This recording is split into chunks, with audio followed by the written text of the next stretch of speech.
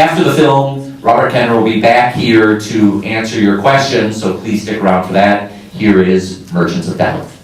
What you're asking is, when you went to interview these subjects, some of whom might be considered combative, how were you describing the project to them? Right? Yes. Yeah. I was pretty straight ahead. I mean, they had all seen Food Inc. They knew where I was coming from. I didn't try to fool anybody. So I might not have said everything about the project, but I tried not to keep any, I didn't say anything that was incorrect. And Mark Morano was certainly aware of who I was and that we had different points of view, but he seemed to be anxious to come talk. Bill O'Keefe didn't ask me that much. I was surprised he wanted to talk. There were Tim Phillips was available, though then when I flew to Washington ceased to be available, as a few other people I went to interview. They didn't show up. One person I wanted very much was the couch story, that guy Peter Sparber, who was able to work for the tobacco company and convince the firemen that it was not cigarettes that caused fires, it was couches. He was a very talented man, and he was the one who said, if you can do tobacco, you can do anything.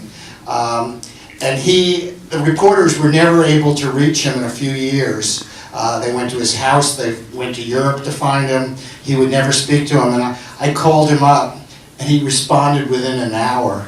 And I said, you're so talented at what you do, it would be just a thrill to be able to interview you. And I thought I was doing really well with him, but I realized he was doing better with me. He was saying he was a big fan of all my films. He named all the films, and he thought maybe we could work together.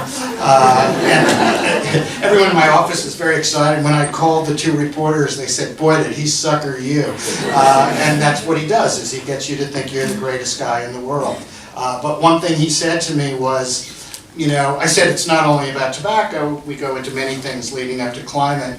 And he said, you can take Jim Hansen and I could take a garbage man and I could get America to believe that garbage man knows more about science than Jim Hansen. And I said, I'm sure you can, and that's why I'd like to interview you.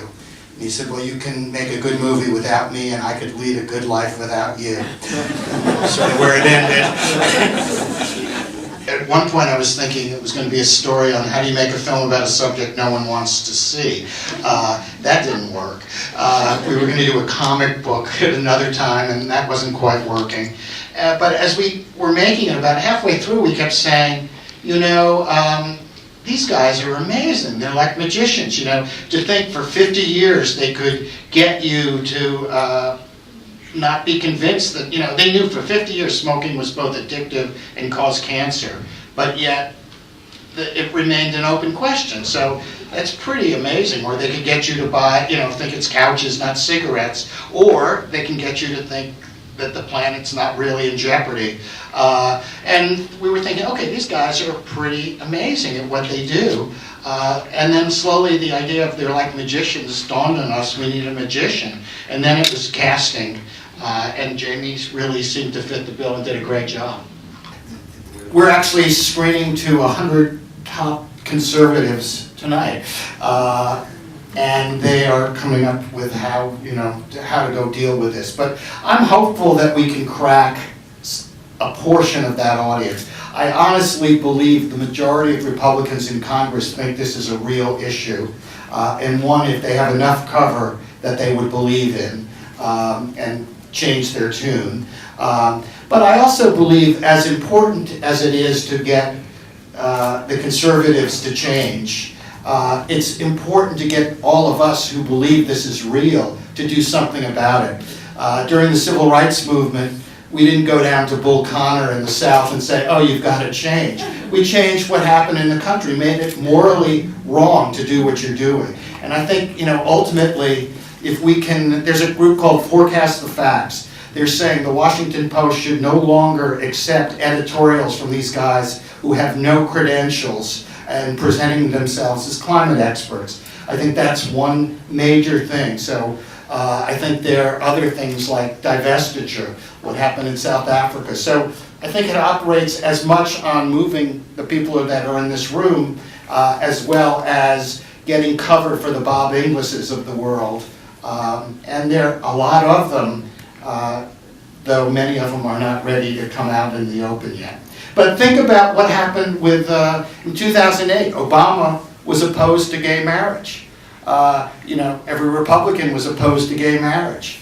6 years later, you know, most of the Republican Party is in favor of gay marriage. So things can change quickly, but I think it's our job to help, you know, make it morally unacceptable to take the positions that are being taken. How much do these people actually believe what they're saying? Right. I think people are doing it for different reasons. I think Fred Singer really believes this is true. I mean, what Naomi Oreskes did in her book is show that there's an ideological factor. That there were 2 or 3 real scientists who turned because of their fear of communism and regulation, that they started to pervert their own science, and they gave cover to the money forces that absolutely fuel it. But I think the combination of those 2 things make it really frightening, and then as Michael Shermer said, it becomes tribal at a certain point. I spoke to one executive, one lawyer, who was one of their key lawyers, who is now suing the oil companies for an island up in Alaska, suing them for climate change. And it was funny, he's very much, he's not somebody that I think has a whole strong inner life, but I said, why are you doing this? And I think his wife made him do it, but he said, you don't get many second chances in life.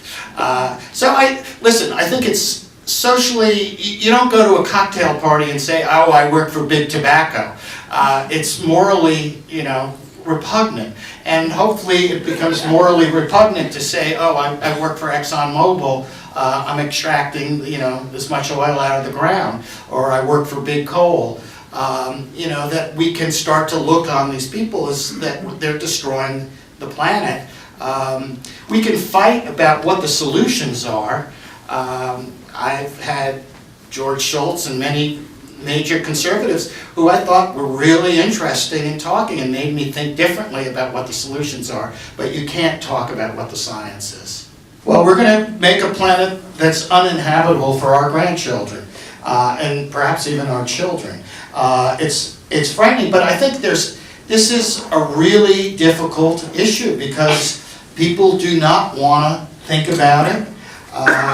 We will not, this is a film about doubt and deception and how good they are, because if we made a film about climate change, no one would go to see it. When we did Food Inc., someone said, oh, it's really a film about capitalism. I was thinking if we made a film about capitalism, no one would see it. So this is the hardest subject there is, because you don't see it. If things start to happen, there is a weather effect, so you can't say Sandy was caused by climate, but you can say climate will cause Sandy. So it's complicated.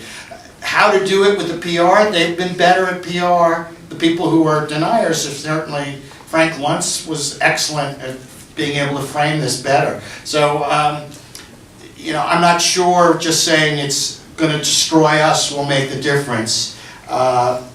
Unfortunately, James Inhofe, who gave Mark Morano his first job, is now head of the environment for the Senate.